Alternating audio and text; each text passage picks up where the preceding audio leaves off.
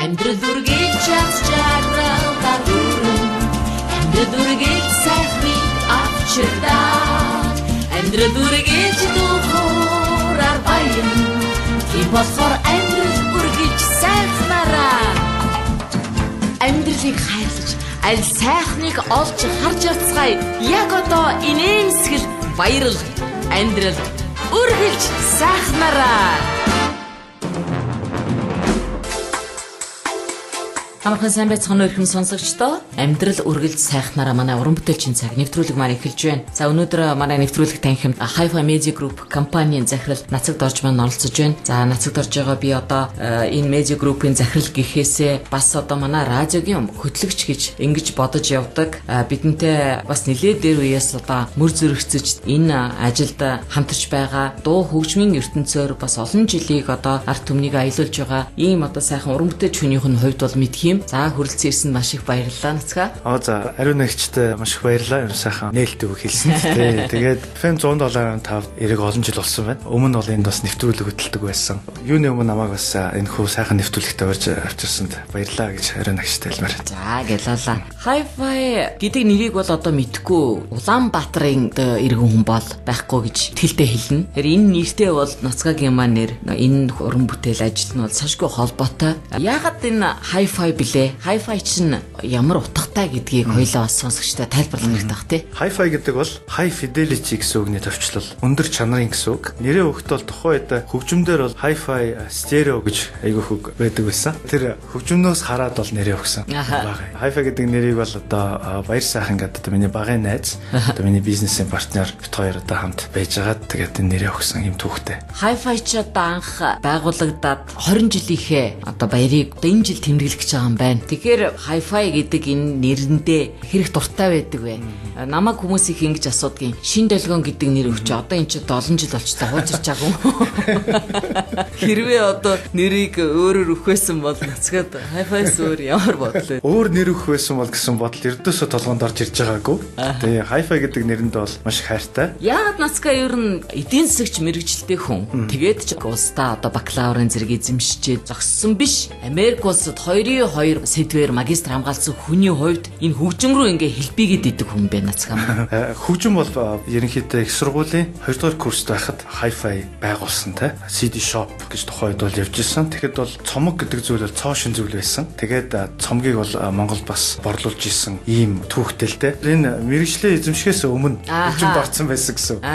Тийм. Гэтэ яг хөтэ энэ мэрэгжил чинь өөрөө бас энэ ажлаа урагшлуулахад ингээд бие биенээ нөхөд явдаг байх л та. Эдийн засгийнхаа ажлаас жоох ядархаараа эргээд нөгөө сонирхол хоббигаараа өөрийгөө сэнгэлждэг ч юм. Тий, манай нэг найз хэлж ирсэн. Би бол эдийн засагч дундаа бол уран бүтээлч юм байна. Уран бүтээлч дундаа эдийн засагч юм байна. Намайг хэлж ирсэн. Тэгэхээр бол бас ингэ оноод хэлсэн. Өөрөөр хэлбэл эдийн засгийн хүн гэхдээ яг энэ уран бүтээлчд дундаа яг энэ хөгжмийн салбарт бас эдийн засгийн маань мэдлэг бол нэмэр болж байгаа. Өөрөөр хэлбэл яаж энэ жижигхэн зах зээл дээр тэгсэн хэрнээ яг одоо бусад бараа бүтээгдэхүүний онцлог те хөгжим гэсэн зүйлээр одоо бизнес хийж ин энийг бол доктортой аваад явж гин гэсэн утгаар бол эдийн засгийн мэргэжил маань бол их хувь нэмэр болж байгаа. Эдийн засгийн дотроо болохоор одоо яг энэ хөгжмийн салбарт орсон те бас цөөхөн хүмүүсийн нэг гэдэг утгаараа ихтэй үүргэсэн. Энэ Hi-Fi маань эхлээд CD shop байсан гэж хэлсэн. Тийм ээ анх үүсгэхдээ. Тэгээд дараа нь 1999 онд Hi-Fi Records болоод тэгээд дараа нь 2014 онд одоо ердөө саяхан тийм ээ Hi-Fi Media Group гэж өөрчлөгдлөө нэр нь. Дуу хөгжмийн ертөнц тэр дотроо энэ өөрийн чи яг эрхэлж байгаа энэ салбар бас энэ нэртэй нь хамт ингээл өөрчлөгдөөл байгаа энэ нэг юмыг үзүүлээд байна л да энэ түүх өөрчлөгдөд байгааг үзүүлээд байна. CD shop гэж зөвхөн одоо зарах биш энийг чинь бас бичиж болох юм байна, бүтээж болох юм байна гэдэг санаал 99 онд гарч ирдэ ер нь. Тий. Та бол маш их сайн анзаарсан байна. Тэгэхээр яг CD shop гэдэг нь одоо дэлгүүр байж 99 оноос хойш Hi-Fi Records болж хувирсан. Энэ маань юутай холбоотой гэхээр бид нар бол зөвхөн борлуулах биш хажуугаар бид нар бас энэ дуу хөгжмийг бүтээхэд те продюсераар нь орж болох юм а гэсэн юм санаа гарч ирсэн. Тэрнээс хойш бол бид нар бас Hi-Fi label гэдэг бол зүйлийг бий болгосон. Тэгээд дуу хөгжим продюсер хийхээс гадна бид нар тоглолт зохион байгуулах боломжтой юм байна гэдгийг олж харсан. Тэгээд 2002 оноос Playtime гэдэг энэ амьд хөгжмийн наадмыг зохион байгуулж эхэлсэн. Тодорхой хугацаанд дараа бид нар бас радиогийн үйл ажиллагаа бас эрхэлж болох юм байна гэдээ бас радио 2005 онд байгуулж ирсэн.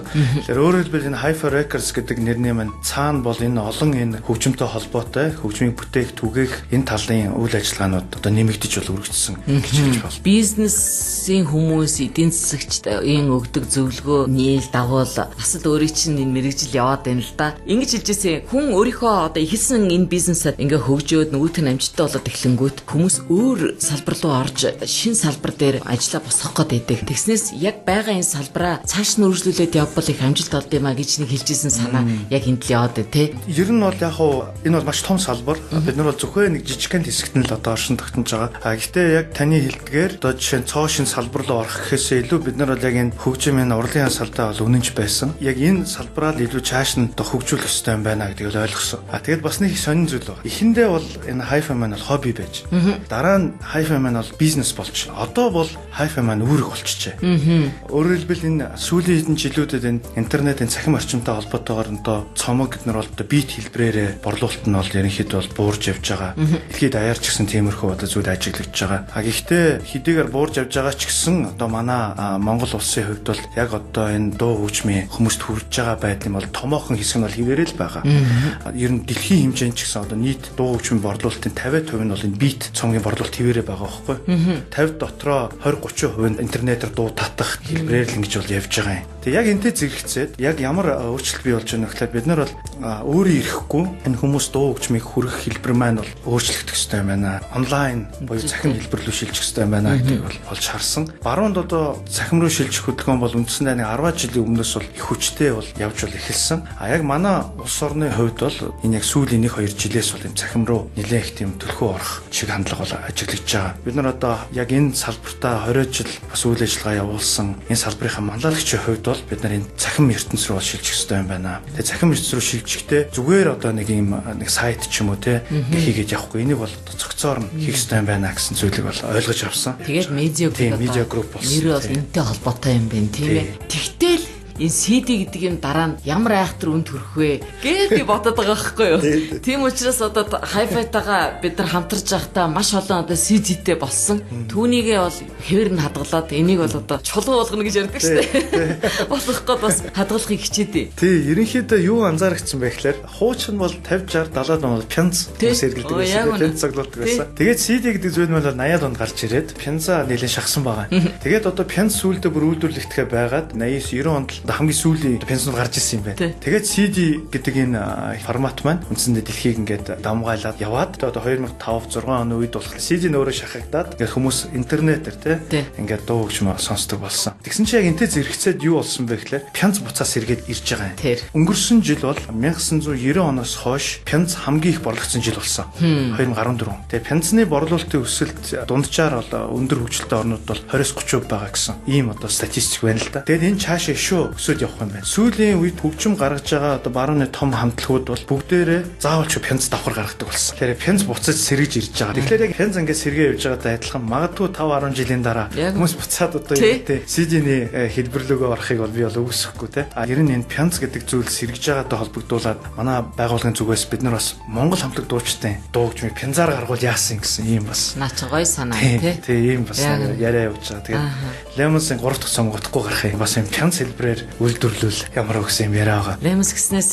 ер нь танаа энэ хамтрагч баяр сайхан тийм ээ. Та хоёрыг ингээ анзаараад байхад organic hall гэдэг шиг тийм ээ. Урлаг дээр бол тэр нэг organic юмд их нугсгүй юм шиг байгаа хоёлаа. Амьд хөгжим гэдэг энэ зүйлийг илүүд үздэг тийм ээ. Ийм хүмүүс учраас амьд хөгжмийг яаж Монголд хөгжүүлэх үү гэдгийг бол их бодож тэгээд зүгээр бодож зогсоогүй их ажлыг хийсэн хүмүүс. Энэ Playtime гэж 2002 онд одоо анх амьд хөгжмийн наадмыг хийжсэн гэхэр чинь энэ бас л нилээд нэг бүхэл бүтэн үе тийм ээ мөрчлөг болцсон байна шүү дээ. Амьд хөгжмөнд яагаад ингэж дурлж ийн үү? Би өөрөө 1990-ад оны дунд үеэс альтернатив хөгжим, рок хөгжмийг бол их сонирхож эхэлсэн. Нэг юмыг сонирхлоор их тийм гүнзгий ордог юм зантай. Зүгээр ингээд тий донтдог тий. Тэгээд тэр хөгжим маш их таалагдаад энэ нэрээ юу юм бол гэж цааш нь судлаад тэр үед одоо интернет байгаагүй. Тэгээд нөх хөгжмийн сэтгүүлээр мэдээлэл олж авдаг болоод тэгээ бас англи хэлтэй байсны давуу тал нь тэн дээр бас гарч ирсэн. Тэр сонирхлоороо нэвтрүүлэг хийж эхэлсэн тий радиогийн. нэг тийм клуб хүртэл ажиллуулж исэн X Nation гэдэг. Тэгээд тэр X Nation гэдэг клуб ажиллуулж байхдаа 5 6 тухайн үеийн цөөхөн байсан амт хүчмийн хамтлагууд тэр клуб тоглодог байсан. Шөнийн галт тэрэг, Madness, Niswanis, одоо Дуучин отгоо тэгээд тэр хаагдсны дараа яг энэ клуб дээр тоглож исэн хамтлагуудаар ер нь яагаад бүгдийг нэгтгээд нэг юм тоглолт зохион байгуулж болохгүй гэж та. Тэгээд тэрийг юм жил болгон хийдэг юм наадам болгочихъя. Яг одоо баруунд live music festival гэдэг шиг ийм нэг амт хүчмийн юм наадам хийчих гэсэн юм санаа төрөд хийж исэн. Тэр маань бол их үедээ бол нөгөө дотор одоо өвлийн цагаар болдог байсан. Тэгээд дотор зааланд хүмүүс нь багтгаа байгаад ердөөсөө энийг бол бүр юм задгаа том талбаар руу агаар руу гарах хэрэгтэй юм байна гэдэг. 2008 оноос хойш гадаа зуны цагаар хийдэг болсон. Энэ лейбл гэдэг үгийг түрүү хэлжсэн л энэ hi-fi label буюу одоо хамтлаг дуучныг олоод түүнийг нийтэд одоо дуу хоолойг нь хүргээд ингэж хамтарч ажиллах ажлыг бол та хэд эхлээд тэгээд ч үүний үр дүнд их амжилттай хоёр хамтлаг бий болоод энэ Lemons A-Sound хоёр бол бас л та хэдийн хүүхэд гэж бас хэлж болох юм байна шүү дээ тийм ээ. Энэ лейблийг Монголын хөгжлийн онцлог гэж байна уу? Бага. Лейбл бол Монголд огт хөгжиж чадаагүй. За яагаад? Энэ зах зээлтэй холбоотой. Зах зээлтэй холбоотой. Ерөөс хөгжихгүй юу ер нь? Ер нь хоёр талтай. Нэг талаасаа бол нөгөө зах зээл гэдэг маань нөгөө хэрэглэгч талаа бид нар бол дутамгүй байна гэж ярьж штэ тий. Гэхдээ нөгөө талаасаа нийлүүлэгч тал буюу тэр лейбл, студиуд, хамтлаг дууч маань өөрсдөө хүмүүсээ сонирхох тэр хэмжээний бүтээгдэхүүнийг гаргаж чадж байна уугүй юу гэсэн. Ийм хоёр талын юм асуудал байна. Тэгээ энэ хоёр талын уулзж байгаа цэг маань өөрөө нэг тийм сайн болж өгөхгүй байгаа учраас лейбл гэдэг зүйл маань яг утгаараа бол хөгжихгүй байна. Гэхдээ хэдэн жилийн өмнөхийг бодвол одоо бол ингээд жоохон хөгжиж эхэлж байна. Энэ юугаар харагдаж байна вэ гэхээр нэлээ хэдэн студиуд одоо өөрсдийн хамтлаг дуучтай одоо болж эхэлж байна. Тэрний хажуугаар студиуч гэсэн ингээд нэг хэсэг залуучууд нийлээд лейбл байгуулад тэндээ артистуудыг одоо гэрээ байгуулад тэр лейблийн уран бүтээлч гэдэг байдлаараа үйл ажиллагаа зохион байгуулж эхэлж байна. Жишээ нь хамгийн сүүлийн үед хипхоп тим лейбл гарсан байна. Тэнд нь одоо G жишээ нэг артист нь болцсон байх жишээтэй. За өөр бас нэг хэсэг залуучууд юм лейбл байгуулад сүүлийн үеийн орчин үеийн pop те модерн R&B электроник хөгжмийн юм артистуудыг одоо нэгтгээд юм лейбл хийж авах жишээтэй. Студиуд болохоор юм янз бүрийн sessions хийгээд эхэлж байна. Тэрний үсэг. Sessions гэдэг нь болохоор ингээд студи дээр уран бүтээлчдийг авчираад дуулуулад бичээд тэрийг видео бичлэгээр аваад аудиог нь янзлаад тэгээд ингээд хүмүүст хүргэж чинь. Тэг sessions гэж нэрлээ. Хамгийн сүүлийн үед одоо Sing Like a Pro гэсэн session хийж байна. Тэр бол Сүйсийн хажуудлын нэг студийн залуучууд хийж байна. Одоо SBN гэдэг телевиз болохоор манай аялгау гэдэг төслөөр юм sessions хийж байна. Хэдэн жилийн өмнө Ragu live sessions гэж хийсэн.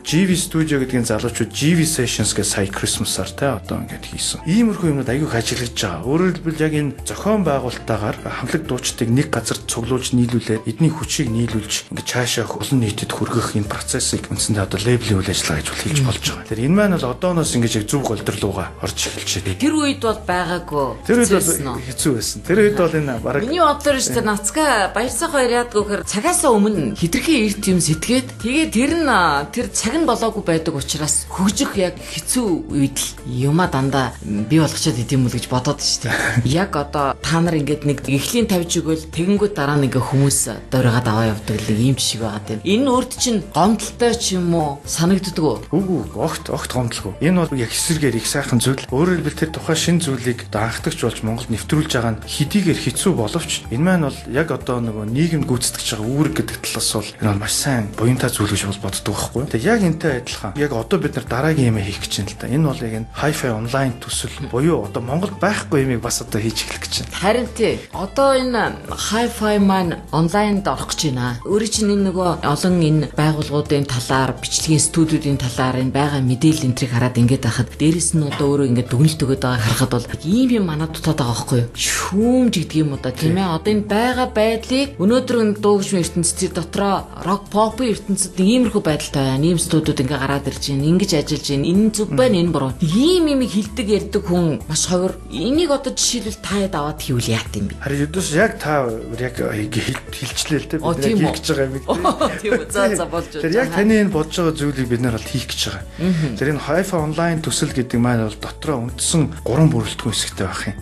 Нэг хэсэг нь бол энэ дуу хөгжмийг дижитал хэлбэрээр борлуулалтыг бол бид нар хийж эхэлнэ. Энэ тухайн дууг те одоо синглийг ингэж худалдаж авах боломжийг олгоно. Энэ болохоор зөвхөн Монголд байгаа биш бас гадаад байгаа монголчууд маань маш их дөхөн болгож өгнө гэсэн үг үү. Хоёр дахь хэсэг маань болохоор стриминг гэж байгаа. Одоо яг монголоор энийг бол одоо яг үгийг би өдөөс олж чадаагүй. За чи урсгах гэсэн үг л дээ. Хөгжмийн урсгал гэсэн үг. Энэ юу вэ гэхээр хамтлаг дуучны дуу хөгжмийг сан үүсгээд тэгээд тэр дуу хөгжмийн санг хүмүүст хүргэнэ гэсэн үг. Тэгээд тэр хүмүүс татаж авахгүй зөвхөн сонсно. Гэхдээ тэр сонсогчтой мэдээж тодорхой хэмжээний төлбөр төлнө. Тэгээд тэр төлбөрөө төлсөн бол тодорхой хугацаанд тэр санг ингээд хичнээн удаа сонсох юм боломжийг олгож байгаа. Энэ music streaming бол одоо ерөнхийдөө баруунд бол маш их хүчин авч байгаа юм зүйл байгаа. Тэгээд энийг бол бид нар одоо бас Монголд одоо хийх гэж байна. Гурав дахь зүйл энэ миний бодлоор энэ гурав дахь хэсэг нь бол хамгийн чухал хэсэг. Бөгөөд бид нар энэ гурав дахь хэсгээс энэ төслөө эхлүүлж байгаа. Энэ нь бол хөгжмийн тойм.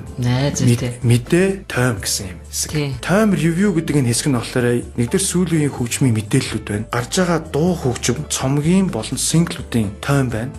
Амьд сүүлийн бүх тоглолтуудын тойм байна. Тойм гэдэг нь бол үндсэндээ шүүмж эхэлж байгаа. Тэгээд энийг нь бол бичих хүмүүс нь яг тухайн урсгалаараа хэрцэнгуй бэлтгэгдсэн. Бүгд хөгжинд маш хайртай юм хүмүүсээр. Ястаа нэг захтансан газар маажна гэж толж байна миний бодлоор. Сайн байна. За, эдийн засагч хүний хувьд би нэвтрүүлгийнхээ төгсгөл нэг зүйлийг асууя гэж бодсон. Өөрөө хэллээ л дээ. Энэ өөрийнх нь 20 жилийн өмнө эхлүүлж исэн ажил бол хобби байсан эхлээд. Дараа нь бизнес болсон гэж. Ер нь олон хүний хувьд энэ ажлыг сонгохдоо хобби маягаар ажиллаад дээрэс нь түүнийг одоо бизнес болгодог юм нэг хэлбэр байна. Өнөө үед бол энэ жоохон юу гэдгийг одоо мундаг их мөнгө олох хүсэлтэй хүмүүсүүд бол энэ бол ашиггүй л байна л да.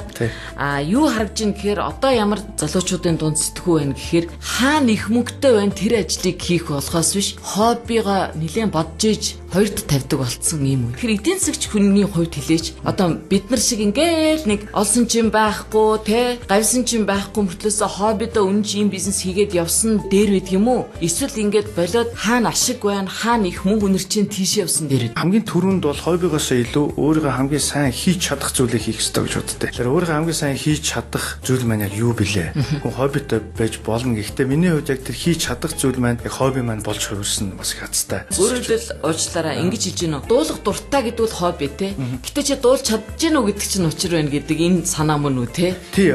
Тэгээд энийгээ хийгээд явхдаа их тийм ашиг олох гэдэг талаасаа биш илүү нөгөө хүмүүст хүргэхтэй хүмүүсийн амьдралыг өөрчлөх гэдэг талаасаа их тийм харж явдаг. Гэхдээ мэдээж хүмүүс аль бимиг хийж байгаа юм доктортой байх учраас ямар ч үсэн зарлага нөхөх хэмжээнд тэр юм маань явж явах хэвээр. Тэрэндээ сэтгэл гаргаад зүтгэл яваад байвал аяндаа тэр зүйл нь өөрөө том болоод тэгээд тэр ашиг гэдэг юм араасаа бас дагаж ирэх байх гэж байна. Наач нь баг бизнесийн зөв бизнесийн одоо алтан дүрм юм шиг байгаа. Тэгээд баг тийм баг. Маш их баярлалаа.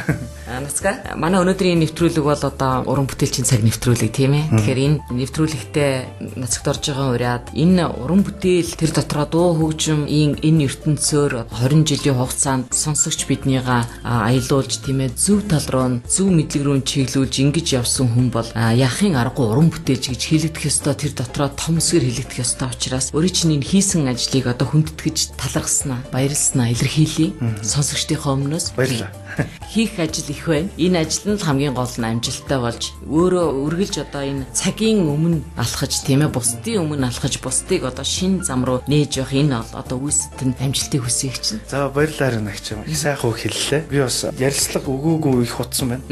Тий тэгээд үнэхээр бас ариун нагчийн ярилцлагад оролцоод энэ асуултанд хариулах явцсан үнэхээр маш их таашаал болоо ариун нагч. Үнэхээр та бол маш өндөр түвшний мундаг сэтгүүлч юм. Хүн гэдэг нь бас ингээд дахиад одоо харагдлаа. Үнэхээр сайхан. Хоёулаа бие биендээ хайртай юм болохоор тэгээд бие биений аваахан лургын үгээр тэтгэштэй тийм. Баярлалаа. Эрхэм сонсогчдоо манай амьдрал үргэлж сайхнараа уран бүтээлчийн цаг нэвтрүүлэг маань энэ төрөд өндөрлж байна. За өнөөдрийн маань нэвтрүүлгийн зочин Hi-Fi Media Group компанийн захирал Нацагт орж байлаа.